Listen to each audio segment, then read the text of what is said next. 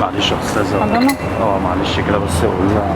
حضانة الحق لسه جاي يا ماما والله. يلا عشان نروح بقى، عشان توديني تجيبي لي الحاجه عشان ناكلها وعشان ننام. بس خد على قد جوها اي حاجه تقولها. ايه يا ماما؟ عامله ايه؟ الحاجة اللي كانت معايا بعتها كلها. يا نهار بعتها كلها. والله يا استاذه خرب بيتنا وعفش البيت كله.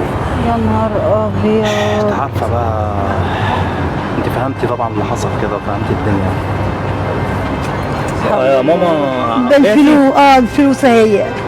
حول الله يا رب. كل ثانيه اي حاجه تقولها قلنا حاضر يعني نريحني. هي عندها زهايمر؟ هي دي مراتها. مراته مراتها. اتجوزت امتى؟ ايه يا ماما انت نسيتي؟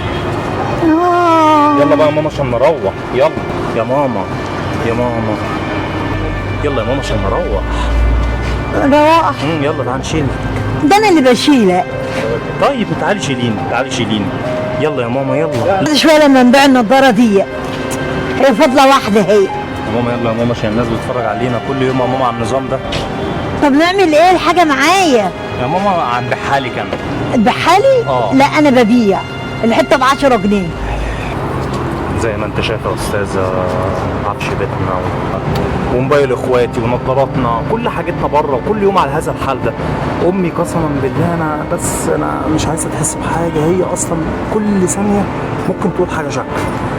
فاحنا اسفين جدا اللي جت فيكي وجت في ناس كتير، وناس كتير رجعتها، وفي ناس كتير نصبت وخدت بعضها ومشيت، حاجات كتير يعني. ما ينفعش تسيبوها لوحدها كده وتخرج، يعني على الاقل المفروض تقفل الباب، خلي معاك مفتاح، لان هي ممكن تخرج في مره ما ترجعش. يا استاذه جابت المفتاح منين ما نعرفش. ما دي مشكله على طول دماغها شغاله. بس هي ممكن تخرج في يوم ما ترجعش. ما هو حصل معانا، قعدت 3 ايام بره وجبناها من المستشفى، ومره نجيبها من مره نجيبها من حتت كتير، ومره الناس ولاد حلال يلاقوها ويجيبوها لنا زي ما انت شايفه كده. ربنا يطلع. مالها تعبانه في ايه؟ مالها؟ شهاده معامله اطفال يا استاذ. ايه؟ شهاده معامله اطفال. ربنا يكفيك الشر. يلا يا محمد هات مراتك وتعالى عشان اعمل لكم فطار سريلاك. ماشي يا استاذه ماشي معلش. يلا استحملي بس. يلا يا محمد. حاضر يا ماما. هات مراتك وتعالى عشان نعمل لكم فطار سريلاك. يلا يا ماما. طبعا بنقدم الرساله دي الناس المسنه اللي عندها زهايمر، معامله اطفال، ايا كان حد مسن خلي بالنا منه، ما ينفعش ان احنا نهمل فيه، حافظ عليهم، يقعدوا